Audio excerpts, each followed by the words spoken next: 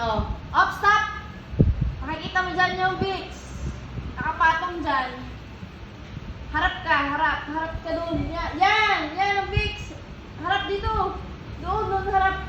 Ganito ka, harap ka dito. Ganyan. Yan ang Vicks. Nakapatong. Yan. Ganito ka. Nakaganyan ka. Luwanto ka. Harap. Yan. Dito tingin, dito. Pag ganun. Yan ang Vicks yun. Yun sa may dwarf. Nakay ho ho ho ho. Nakay ho ho ho na maliliit.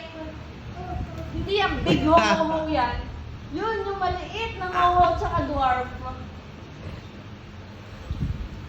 Hindi dyan Hindi dyan Ken.